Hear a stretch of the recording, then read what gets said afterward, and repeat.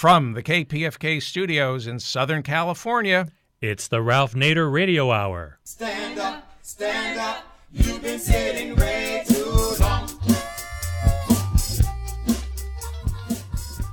Welcome to the Ralph Nader Radio Hour. My name is David Feldman. Steve Scrovan is away on assignment. Well, he's writing a sitcom for Disney. That sounds better to say he's on assignment. But we do have the man of the hour, Ralph Nader. Hello, Ralph. Hello, David. We have a very interesting show today. Dr. Ken Reed, League of Fans, is with us, and he's going to talk about his new book, Ego versus Soul in Sports, Essays on Sports at its Best and Worst. And, of course, our corporate crime reporter, Russell Mokhiber, will be with us. We're talking about sports today, and I was always surprised, Ralph, to discover that you are a big fan of baseball and sports. Is that because there's justice in sports? Well, there's a beginning, middle, and an end. You know who won, who lost. But I grew up liking unorganized sports. I liked pickup games in baseball and touch football. I didn't like a regimented regime and organized sports. But I do have a soft touch for championship sports, even in the professional area. And I have confessed to being a Yankee fan. It's my only imperialistic choice. And it really goes back to my admiration for Lou Gehrig, which we're going to get into with Ken Reed. I'm going to bring up Dr. Ken Reed in 1 second, but you didn't answer my question. Is there justice in sports? Yeah, there's justice and injustice, which is what Dr. Reed's going to talk about in his book. That's why he calls it Essays on Sport at its Best and Worst. And this is a really engrossing book with dozens and dozens of different topics, briefly reflecting his thoughts and his evaluations. It concerns people who may have nothing to do with sports and don't like sports, but they can see the value in how he's described sports as touching all aspects of our lives. Okay, I'm going to introduce him now, but let the record show that I just grilled Ralph Nader and said, you didn't answer the question. But I did at the end. Yes, but I threw it over to Ken Reed. You know the answer to the question. If your team wins, there's justice. If your team loses, wait till next year. Kill the referees. League of Fans is a sports reform project founded by Ralph Nader to fight for the higher principles of justice, fair play, equal opportunity, and civil rights in sports. It was also set up to encourage safety and civic responsibility in the sports industry as well as its culture. Joining us today is Dr. Ken Reed. He is Sports Policy Director for the League of Fans and the author of How We Can Save Sports, a Game Plan. His latest book is Ego versus Soul in Sports, Essays on Sport at its Best and Worst. It's available on Amazon and Barnes & Noble. Please welcome to the Ralph Nader Radio Hour, Dr. Ken Reed.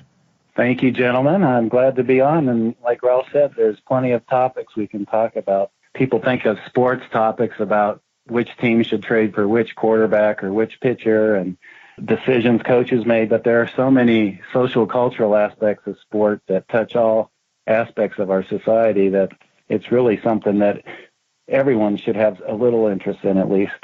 Well, we'll show that in the next number of minutes. Ken, why did you call your book Ego versus Soul in Sports?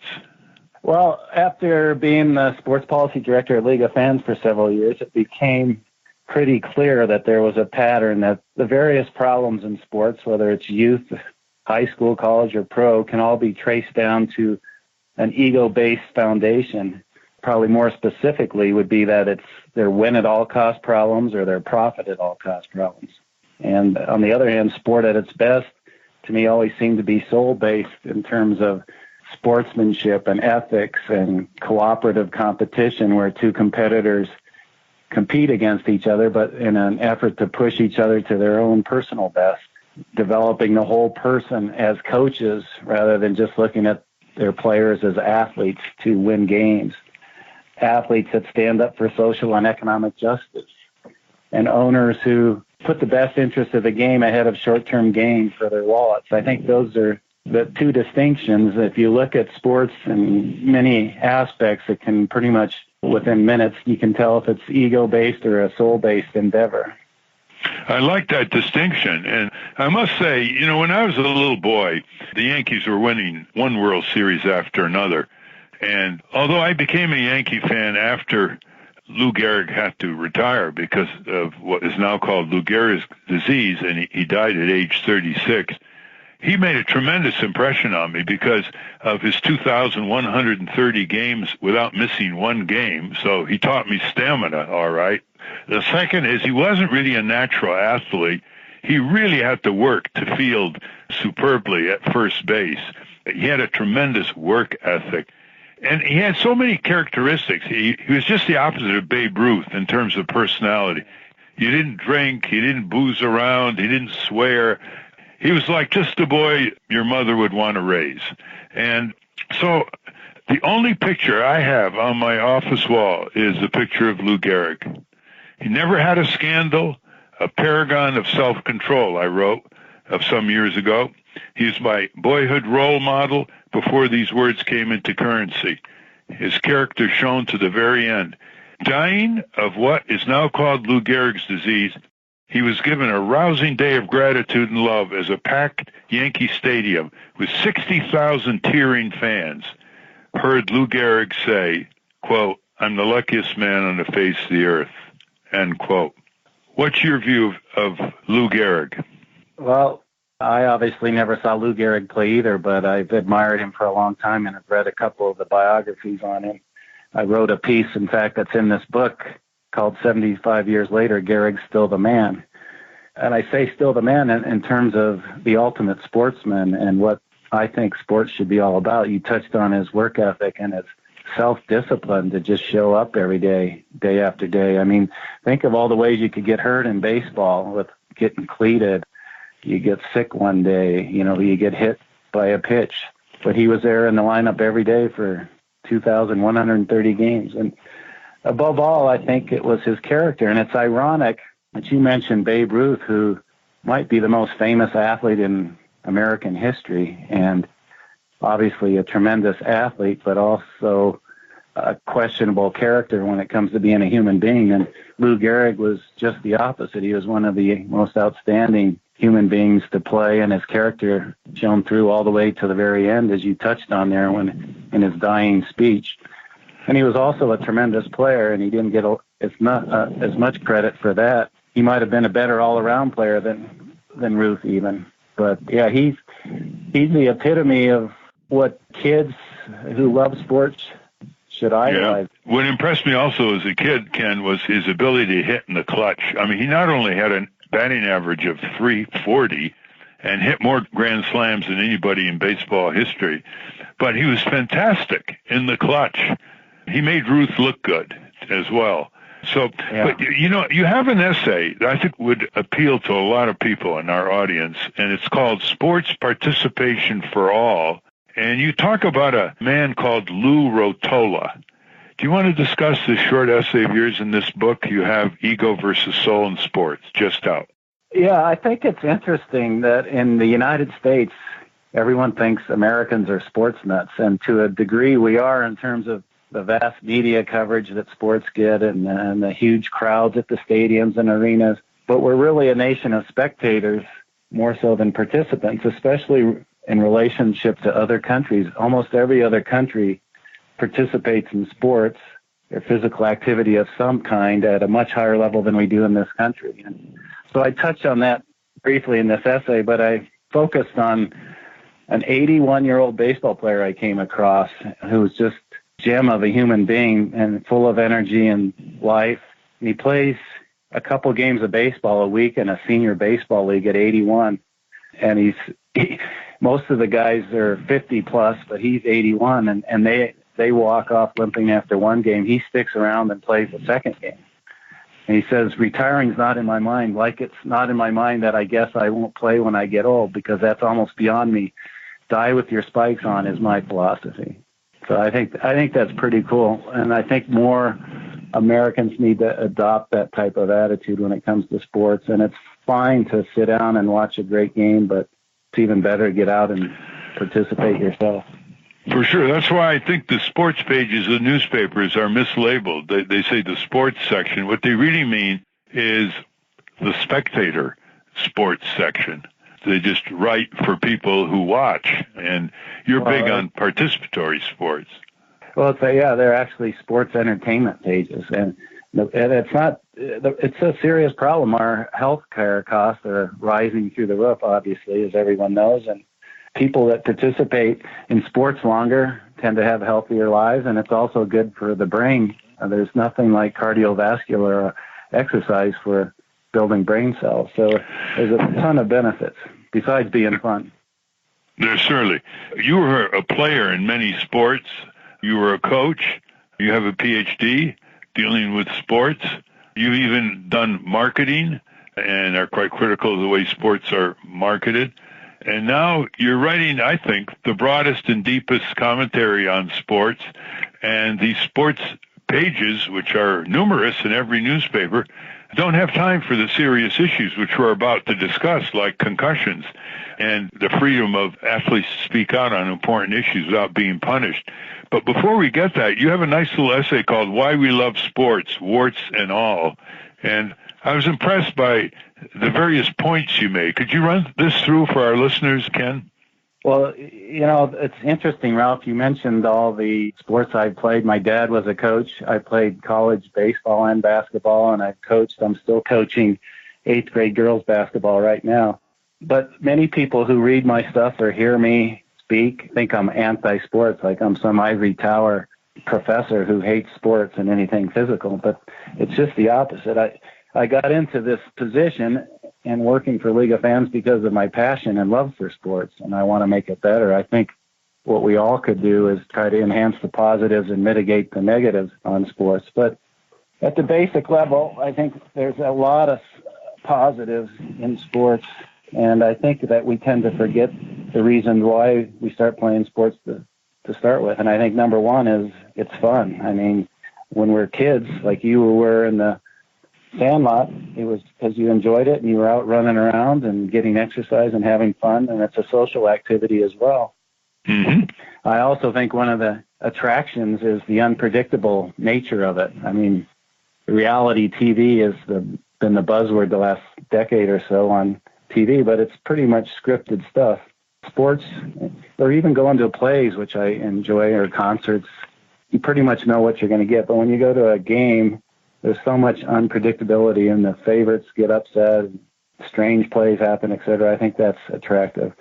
One of the things that I love is the lifetime bonds that you get in sports. I mean, it was a way that my dad got to be very close and talk about other subjects while we were sitting at sports games. And so I think that's passing it on from father to son, or mother to daughter, or father to daughter. Grandparents get involved. You go to a baseball game, and it's so cool to see grandparents and their kids and their kids' kids all sitting together. I think another positive is probably how it brings communities together. I mean, we saw the Cubs win the World Series last year after 108 years, and to see how that community reacted was unbelievable. I don't think there's anything else in the world that brings people together as much as sports. People who disagreed with each other on a lot of things were hugging each other and celebrating after the Cubs won. Exactly. I used to travel a lot for business, and I would be in various cities, and in the evening I'd want to go catch a baseball game, and I'd go in as a single, and inevitably I'd end up meeting someone sitting next to me or near me, and we'd have a conversation on a lot of topics, but it started with a common base of sports, and that's how we built the relationship from the beginning. A door opener. And then you say it's close to a true meritocracy. That's your next point. Yeah, I think the ideal, and this isn't always the case, sports aren't always the ideal, but ideally sports, you have a level playing field, and it doesn't matter what your color is or your height or whatever. If you can score the most points, then you're going to win. And the discrimination, a lot of it has ended through sports. One of the examples I put in the book is about UTEP and all the first 5 black starters in college basketball upsetting all the white starters from Adolph Rupp's Kentucky team in the national championship game, and how that helped integrate the South. I think coaches want to put the best athletes out there because they want to win, and so it helps overcome a lot of discrimination. And then on character, it doesn't build character. You say it reveals character. Yeah, the old traditional coaches speak is that, you got to come out for sports. We're going to build some character. But I think John Wooden and others have used the quote that sports don't build character, it reveals it. The cool thing about sports is that it's like life with the volume turned up. In terms of so much happens so fast, there's so much ups and downs and roller coasters and the intensity and pressure on athletes that you can see what people are really made of under the pressure and the microscope. I think the recent Masters tournament came down to Justin Rose and Sergio Garcia, and they were playing in the same group, and they were way ahead of the third place contestant. And they started making great shot after great shot, and they were high-fiving each other and giving each other a nod, and they're competing like crazy to beat each other, but they still had the sportsmanship to do it in a class way along the way. So I think that showed the character of those two competitors in a very tough situation. And then you said there are clear-cut winners and losers. Yeah, you touched on that earlier, I think, that there's a beginning, a middle, and an end. And there's few things in life that are as clear-cut as who won the game. 3 hours later, the outcome. And, in the business world, legal world, public policy world, you don't know who's going to win for a long time. And sometimes it's blurry. You don't ever know who's going to win. So it's kind of refreshing that by the end of the day, you're going to know who won the game. You have an essay, Ken. We're talking Dr. Ken Reed, Policy Director for League of Fans, which I started. People say, what did you start that for? I said, because if millions of people spend billions of hours at all levels of life all over the country in sports, we better pay attention to it and try to improve it and make it safer and more enjoyable and more participatory. So tell us about Colin Kaepernick, the quarterback for the San Francisco 49ers, and the amazing pushback on what he did, and you defended him. Yeah, I think everyone's familiar by now with the Kaepernick story, that he had to make a stand, that he saw a lot of injustice in the world at the time. There was a lot of police brutality cases going on, and he saw that he had a stage where he could make a statement, and he decided to kneel for the national anthem. And it was a huge outroar, and a lot of people fought back against him. There was a quote in my essay here from Detroit Tigers catcher Gerald Saltamacchia talking about Kaepernick. He says Kaepernick needs to go back to the history books and realize what the flag represents and what a lot of people have sacrificed for it. Well, to me, the people that sacrificed for this country and the flag did it so people like Kaepernick have the right to speak their mind. I mean, that's what the First Amendment is all about in my mind, and it separates our country from many other countries. And he got the right to what people died for in this country, to state his opinion, whether you agreed with him or not. That's America at its best in my mind. It's like contributing to the marketplace of ideas, and let's let the best ideas win. Why don't you describe how he's paying for that First Amendment right he exercised? Yeah, he at first started losing a lot of endorsement income. People didn't want to associate him with him because they thought he was too controversial. As the season went on, his contract expired, and so this off-season, he's now a free agent. And while teams have signed much lesser talented quarterbacks to their roster, Kaepernick is still without a job out there. This is a guy who, just a few years ago, was a couple plays away from leading the 49ers to the Super Bowl championship. And he was raved about his talent, how fast he was, his strong arm. He's clearly talented enough to play in the league, so there's obviously something going on in terms of the NFL blackball here by the franchises. You've got two daughters who were playing soccer, and you got some national attention a few years ago when you wrote an essay saying that you didn't want them to play soccer anymore, and it related to the concussion. Do you want to talk about that and what reaction you got and your overall views on concussion and what it's going to mean for high school football, not to mention college and professional? Well, yeah. I would say of all the columns, and I write a regular column for Huffington Post, and other places, and I blog on leagueoffans.org as well. But of all the things I've written, there was a couple things that have stood out that really rile people up. One of them was a column I wrote about that I think public schools shouldn't be funding high school football anymore based on what we know on what that game does to the human brain, and that public schools should be enhancing the brain and not damaging it. That was one. Another one was a column I wrote, Are Sports Really Fun? Because I touched on how crazy people act and how upset they get. And they say, when you ask them, why are you a sports fan or a sports participant? It's because it's fun, but they don't act that way. That got a lot of attention. And then the third one was about my daughter, my youngest daughter, Angie. And after writing and researching for League of Fans on all the effects of brain trauma, not just concussions, but subconcussive repetitive trauma, where you don't get a concussion, but it's the constant banging of heads in football by linemen or heading in soccer. My wife and I just thought it wasn't worth the risk of having my daughter continue to play soccer and take balls to the head that can come at 50 miles an hour in some cases when you're heading. And concussions for girls in high school are the second most concussions are in girls soccer after football. So she plays other sports, and we pushed her into that direction. But I wrote about why we pulled my daughter out from soccer, and I got all kinds of pinko, commie, sports hater, live in a bubble, you name it. I mean, people came after me hard.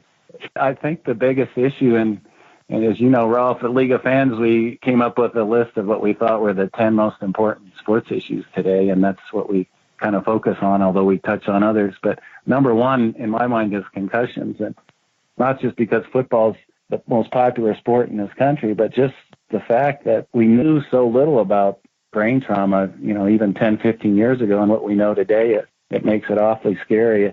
And I think the bottom line for me with my daughter wasn't just the threat of getting a concussion, but it's the repetitive subconcussive hits to the brain that make it so scary. And people talk about, well, let's put helmets on them or come up with better headgear to protect them. And that's fine for protecting the head from skull fractures. But the brain, it's like Jello in a bowl. The brain flops around inside the skull, and it crashes against the side of the skull. So you can put a helmet on the skull, but it's not going to stop the whiplash effect of the brain inside the skull, and that's where the damage comes from. And this was covered up, by tough coaches and the National Football League. And, okay, player, get out there, tough it out, suck it up. When they had to leave because they were woozy and sat on the bench, they sent them out again. What % of high school football players really have concussions? Well, I'm not sure what the exact percentage is now, but many of them have concussions that aren't reported, and it's worse at the high school level and the youth level, because at the pro level and the college level, you have trainers and doctors on site, but most high school practices and games take place without a doctor. Many of them take place without a trainer even, and so there's no one there. Coaches aren't educated enough on the symptoms, and that teammates of the players aren't educated on what to look for. That it's really scary when you think about some of the trauma going on that isn't even reported. Parents of the high school players are now getting more and more upset as they see more and more evidence. And what do you think 15, 20 years from now is going to be the state of high school football? I think 15 to 20 years from now, we won't have high school football unless it's at private schools. But I think people aren't going to put up with publicly financing a sport that damages the brain. I think football is going to survive. It's going to be in club sports like we see in other sports. There'll be private clubs that pop up where young kids can go and play football after school. But I don't think high school football is going to survive more than another decade. I think what's going to happen is a Mothers Against Drunk Driving phenomenon, where I think there's going to be enough parents that rally against it. That's going to put pressure on schools. And the other thing is insurance companies aren't going to pay for the premiums of high school districts to sponsor football anymore. It's going to get too expensive for schools to even offer it.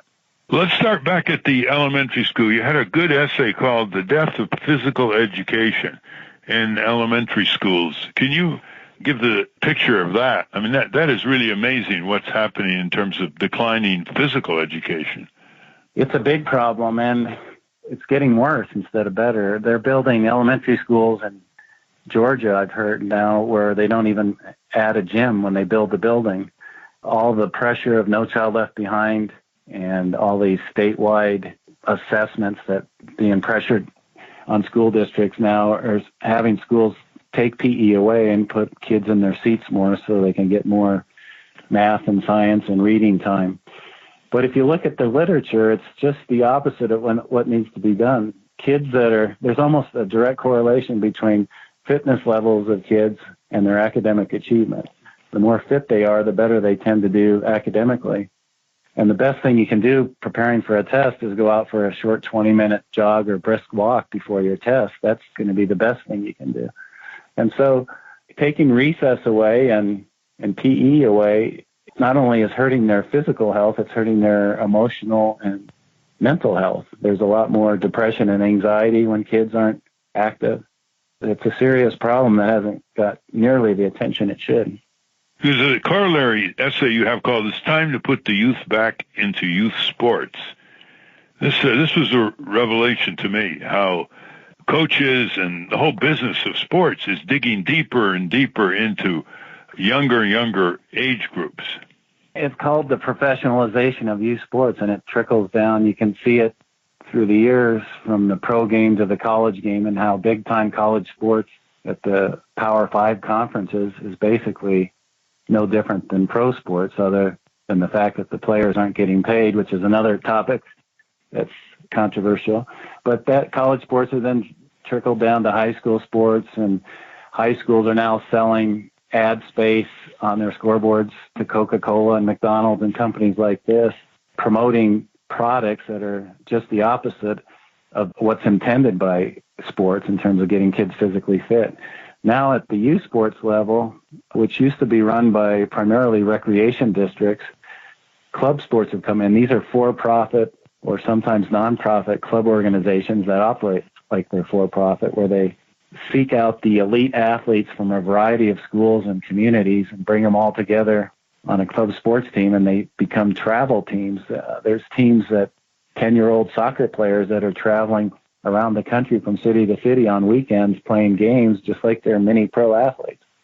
You know what's fascinating about this is when you get to the college level, in Europe, they have universities, but they don't have this sports mania where they have athletic scholarships and they pass easily the athletes, even though they don't get passing grades, and all the various corruptions in the NCAA here in this country. They have sports leagues, and the sports leagues are separate from like Heidelberg University or the University of Paris. They don't try to mix the two and subordinate academics to what are really professional athletes. And so you have this wonderful essay called "Harbaugh Gets $50 million and the Players Get Pizza Stipend." And you've written about whether college athletics, Division I, for example, should pay their athletes. Talk about Harbaugh and that subject. It's the sham of amateurism that big-time college sports is still promoting. They're bringing in billions of dollars on television revenue contracts. The coaches are getting paid $5 million plus a year. Athletic directors are getting paid $1 million plus a year. And for the most part, the players are still getting the same thing they got 50 years ago, which is a scholarship and room and board, which is nothing to scoff at. It's valuable, but it's a salary cap in essence, and it's nothing near what their market value is. So I wrote this kind of a tongue-in-cheek column about Harbaugh gets a $50 million contract and the players have a pizza party that he sponsored. This is the University of Michigan. Yeah. The other thing you point out is that universities are for academic purposes, and that should be the reigning guideline in admissions, and that there shouldn't be athletic scholarships.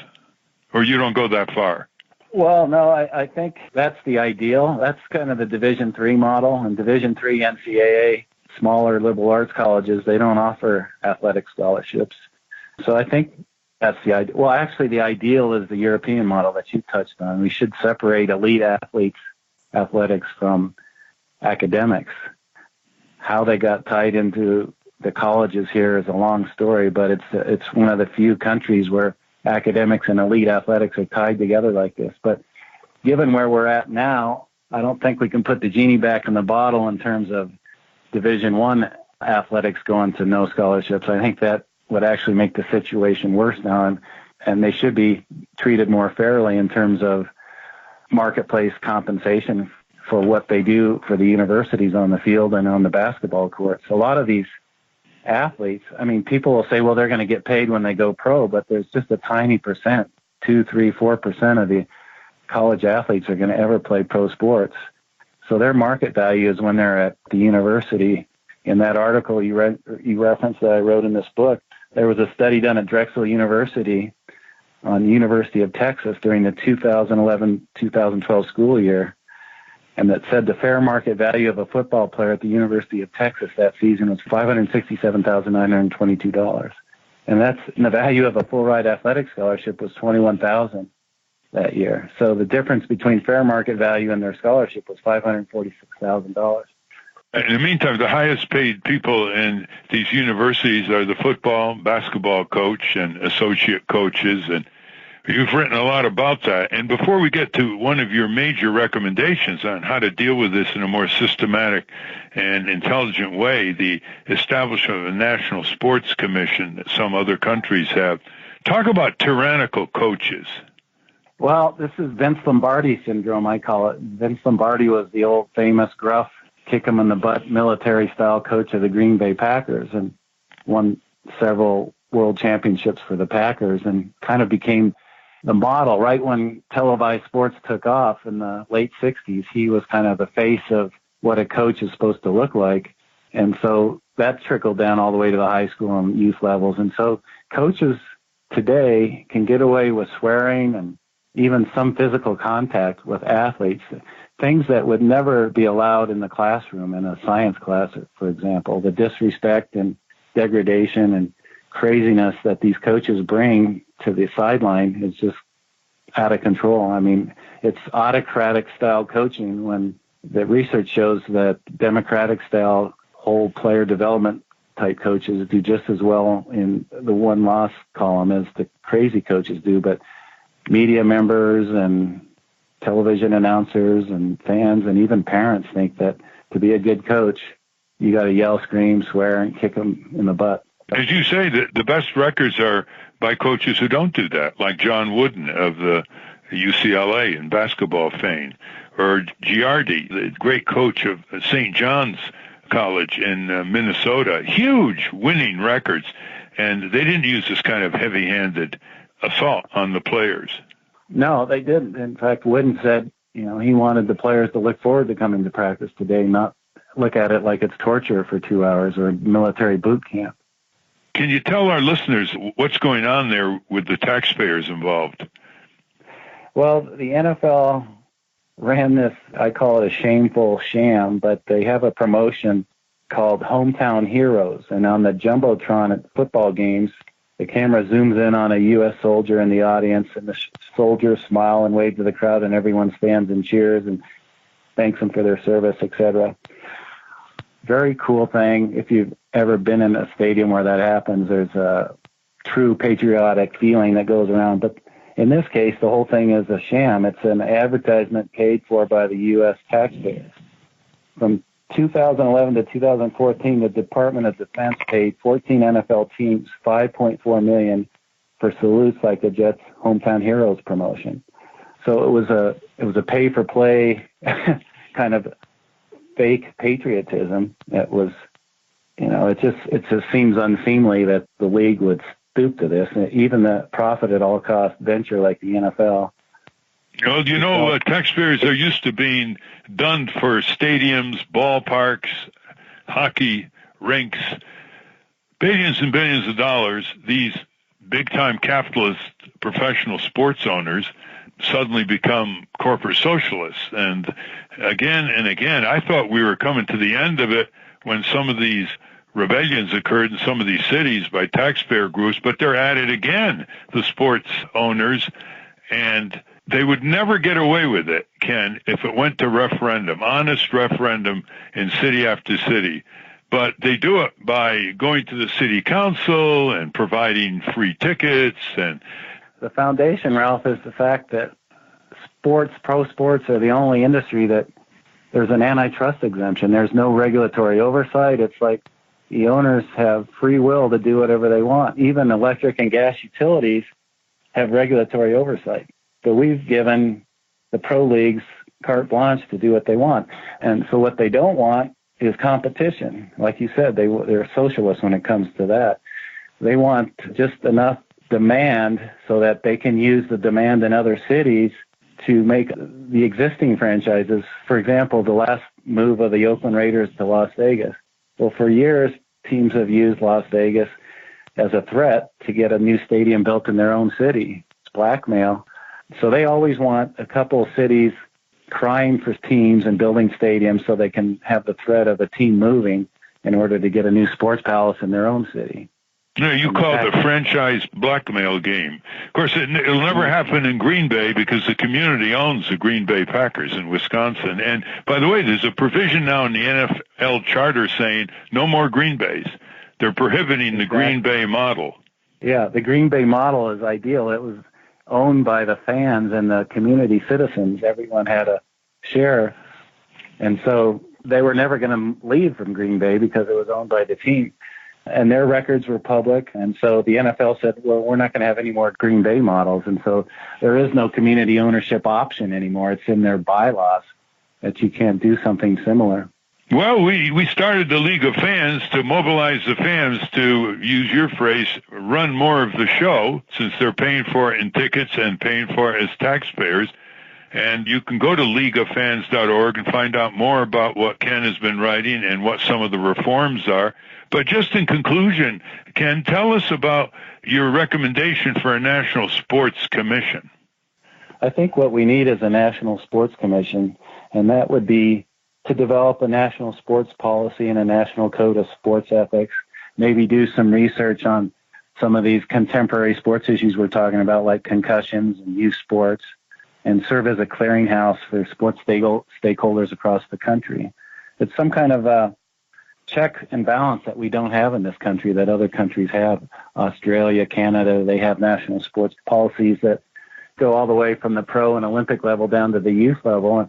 And it also could get involved in terms of the sports participation for all subject that we talked about earlier. How do we get more people involved?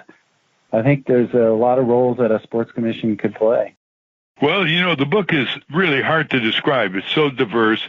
Ken has been a big booster of Title IX that for most of the time is works very well to expand enormously the opportunities for sports for girls and women in amateur sports and college sports, for example. He has an essay on LGBT athletes still facing harassment and discrimination, although that's improving in recent years. So I urge you to get a hold of this book and start a serious discussion. There's a lot at stake. There's health, there's safety, there's participatory sports to expand, there's exercise and the health consequences, there's the taxpayer dollar. People just can't sit around watching the screen because the abuses and corruption and arrogance and ego-driven process of sports, amateur and professional, are just getting worse. They're coming down to the middle school years now. We have, of course, the overall problem of drugs and other substance abuse. How would the listeners want to get a copy of this book, give it to their school library or to their town or city library and get this discussion underway? How can they get this book, Ego versus Soul in Sports, Essays on Sports at its Best and Worst by Ken Reed? Well, you can get that book at both barnesandnoble.com and amazon.com, as well as my first book, How We Can Save Sports, a Game Plan.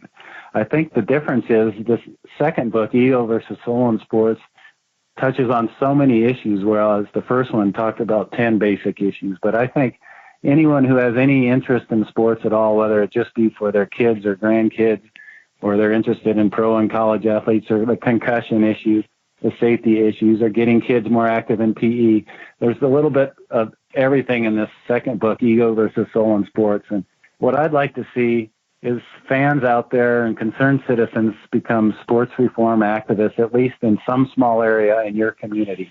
Maybe it's getting the PE program moved from 1 day a week to 3 days a week at your local elementary school. Very Whatever important. it is, get involved, and doesn't have to be at a national level. You don't have to take on the concussion problem for the whole country. Find something that makes an impact in your community and go for it. And you can read Ken Reed's columns on Huffington Post, and also heed what he says. Call up your sports page, your reporters or columnists. Say, why don't you write about some of these things? And do get involved. And there's so many benefits and joys in sports that it's good to maximize the benefits and minimize the worst parts of sports. Thank you very much, Dr. Ken Reed, Policy Director for our League of Fans. You can go to leagueoffans.org for more information. Well, thanks for having me. It's a fun, passionate subject, and I hope it helps inspire someone to get out there and fight the good fight. Thank you again, Ken, and to be continued. Sports will not go away. We've been speaking with Dr. Ken Reed, Sports Policy Director for the League of Fans, and the author of How We Can Save Sports, a Game Plan. And his latest book is Ego versus Soul in Sports, Essays on Sport at its Best and Worst. We will link to his book at ralphnaderradiohour.com. Corporate crime never sleeps, and to report on that for us is our corporate crime reporter, Russell Mokhiber, the Walter Burns of the Corporate Crime Beat. From the National Press Building in Washington, D.C., this is your Corporate Crime Reporter Morning Minute for Friday, April 21, 2017. I'm Russell Mokhiber. The medical device maker St. Jude Medical played down the failure of some batteries in its defibrillators, shipping them for years before recalling the devices last fall. That's according to a report in the New York Times. The company, acquired by Abbott Labs in January, also failed to tell its own management and a medical advisory board that the battery problems had led to the death of a patient, the Food and Drug Administration found. The FDA said St. Jude Medical had not shown it was taking sufficient action to fix the problem that led to the slow recall and ordered the company to provide new reporting plans within 15 days. Faulty defibrillators and other implanted devices are particularly problematic because removing them requires surgery that can be more risky than keeping them in. For the Corporate Crime Reporter, I'm Russell Mokhiber. Thank you, Russell Mokhiber. We had a lot of comments about last week's show with Thomas Frank and Bill Curry, who talked with Ralph about what is wrong with the Democratic Party. Here's our first question from A.J. Reuscher. He writes, Ralph, nobody knows how to live my life better than me. Nobody can care for my family or spend my money better than me. I have no doubt that Ralph Nader is a genuine man, but more government is definitely not the answer. Not then, not now, not ever. There are some terrible positions in the Republican Party, but as long as the Democratic Party stands for cradle-to-grave government involvement, then they will and should continue to lose. Well, AJ, I just want to bring you down to the concrete place where people live, raise their families, and work. And, yeah, I mean, you know how to spend your money better than anyone, but there are certain things you don't know how to spend your money better, and neither do I. Do you know how to spend your money better than a good public drinking water safety department or a mass transit administration to get people to work and back safely, or to deal with epidemics, or to deal with corporate criminals? I mean, yeah, I'd love to be able to spend my money to stop some of this bad stuff and support some of the good stuff, but we have to join together as a community to do it. A community that spends our community money for things that we can't do ourselves. Recalling Thomas Jefferson when he said, government should only do those things that we as individuals can't do for ourselves. And I'm sure you can run through dozens of examples along that line of thinking. And then there are, of course, children. You know, what about children? They don't have money to say they can spend it better than anyone else. Who's going to protect children from toxic air and contaminated food and corporations undermining parental authority and direct marketing to these kids, violent programming, junk food, junk drinks, and increasing their weight and jeopardizing their health? We have to do things together that we can't do things separately. That's what's called voting, by the way. You don't vote someone in with just your vote. You got to hope that your vote will join a community of like-minded votes. And by the way, I don't think the Democratic Party stands for cradle-to-grave government involvement. Right now, the Democratic Party seems to be standing for Wall Street to Washington, corporate state government against people as workers, consumers, and taxpayers, because like the Republicans, they are dialing for the same commercial dollars, and it shows. Thanks, AJ. Alex Vito Fornino asks, Ralph, if the Republican agenda is so bad, why isn't it hemorrhaging votes? Because the Democratic Party is decadent, and a lot of people don't believe the Democratic Party, and the Democratic Party doesn't know how to organize. They don't know how to get out the vote. They don't have an agenda that people can adhere to.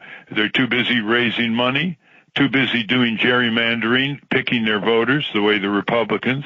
And I must say the Republicans, they're just cleverer with the language. They have better slogans, and they are very good at peddling fear and creating scenarios of what's going to happen to get the money spent the way they want it to be spent on behalf of their corporate paymasters.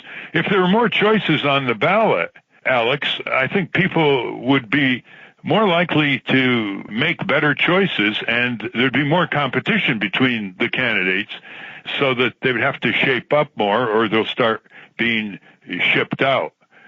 By the way, we have some more questions. They come to us through Ralph Nader's Facebook page and from the Ralph Nader Radio Hour website. If you'd like to have your questions read on the air, please like Ralph's Facebook page and ask some questions, or go to the Ralph Nader Radio Hour website. There's a contact button, and we try to get to all your questions. This one comes from Daniel Toohey. Hello, I just read your latest newsletter in the public interest about public banking.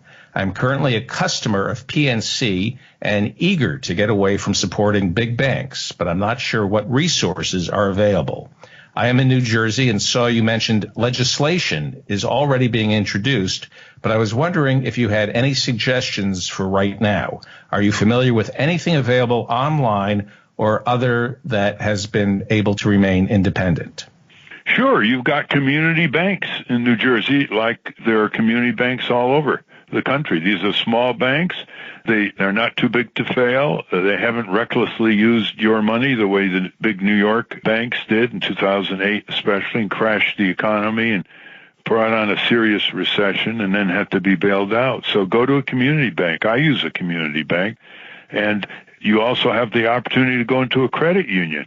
You have 70 million Americans or so who are members of credit unions all over the country. And you've got a lot of choices. Great. Daniel, by the way, subscribes to the Ralph Nader newsletter in the public interest, which everybody can do by going to the RalphNaderRadioHour.com and signing up for it. John Champagne writes, Ralph, what is your favorite proposal for how to end poverty and limit humans' impacts on the environment? Well, I've referred to Richard Nixon and Milton Friedman, pretty conservative fellows who support what they call a basic income plan. And that is, instead of having a bureaucracy in the welfare area, they said, look, give people cash. Everybody gets a certain basic income. Sometimes they will say it's about $12,000 per person per year. And that will eliminate the dire poverty. So if you have a family of four, you've got a living base to go on. And I don't have to cite, any left-wing economists for this. There are quite a few at Chicago School of Economics. And as I mentioned, Milton Friedman, a famous conservative economist, a hero to conservatives everywhere. And Richard Nixon supported it and proposed it to the Congress. And they squabbled in Congress. Some right-wing Republicans didn't want it. Some Democrats thought it was too little. And it stalemated and never passed. So that's one way. The second is universal health insurance, full Medicare for all. That's the basic safety net in dozens of countries, and not just Canada and Western Europe, in Taiwan, in Japan, and elsewhere. And the third is to pay people a living wage, to bring the minimum wage up to reflect inflation. It's been frozen at the federal level at $7.25 an hour for years now, and there's a move to take it to $15 an hour over several years stages, spreading around the country. Those are three ways it can be done. If people say, how do you pay for it? Well, debloat the military budget, get rid of all this crony capitalism, all these tax loopholes, tax havens, handouts, bailouts, subsidies, giveaways.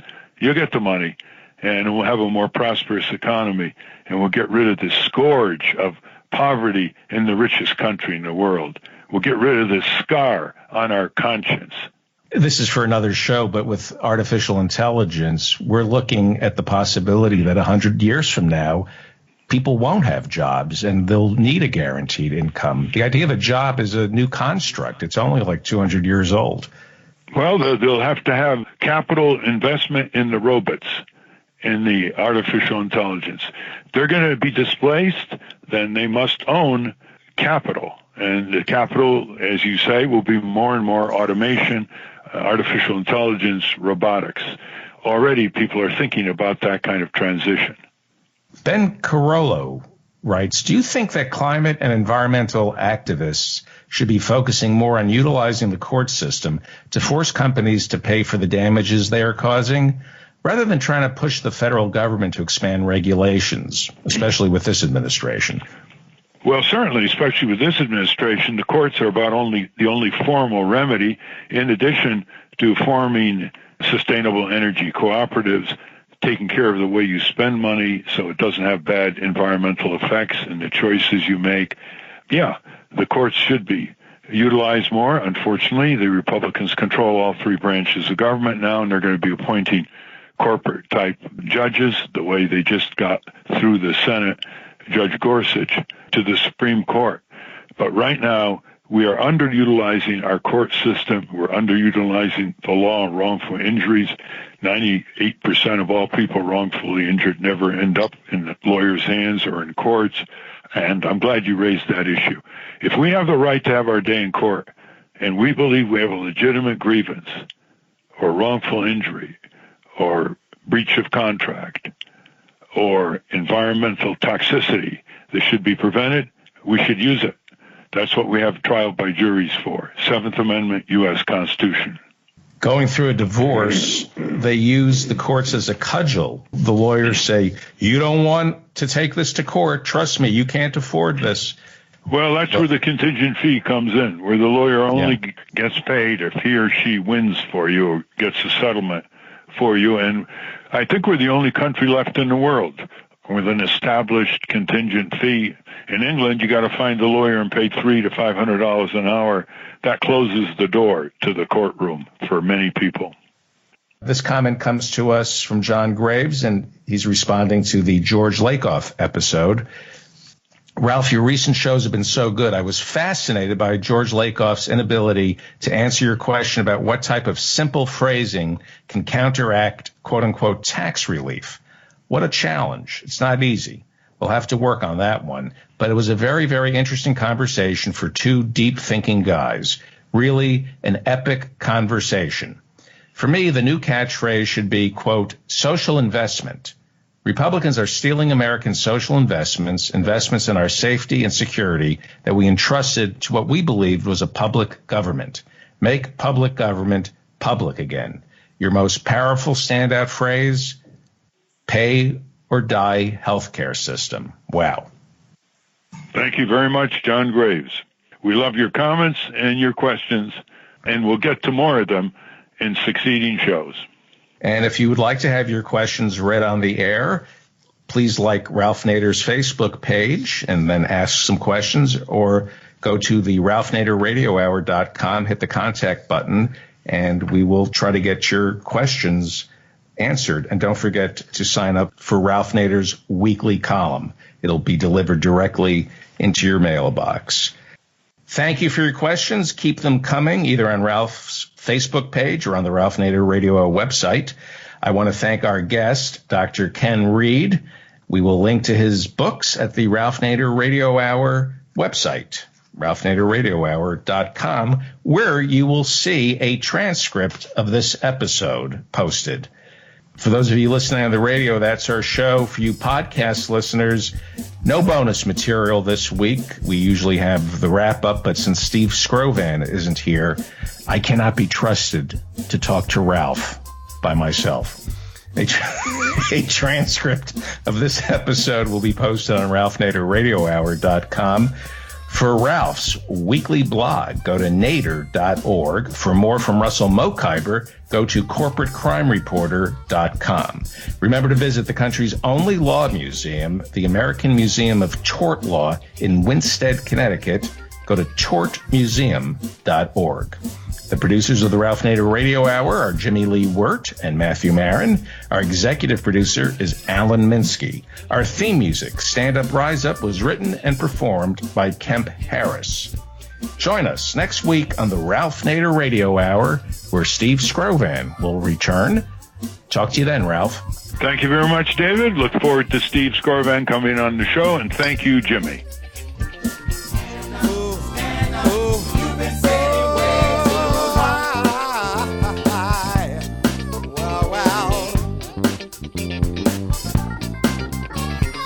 Say you're tired of trying. You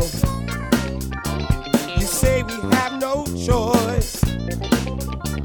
Say you're just one person, and who will hear your voice? Don't let them fool you.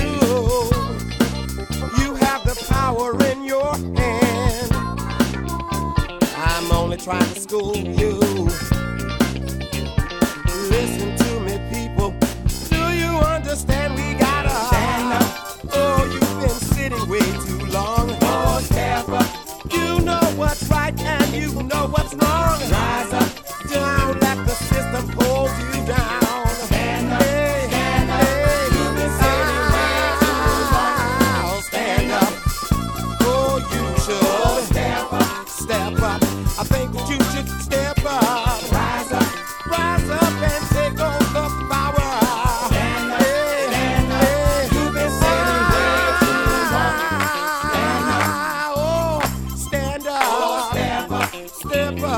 You ought to step up. Rise up, rise up. I know you ought to rise up and stand up, stand up. You've been sitting way too long. Stand up. I think you should step up. I think that you should step up. Rise up. Don't let the system hold you down. Stand up, stand up. You've been sitting way too long. Step up, I think you should step up. Rise up and you rise up.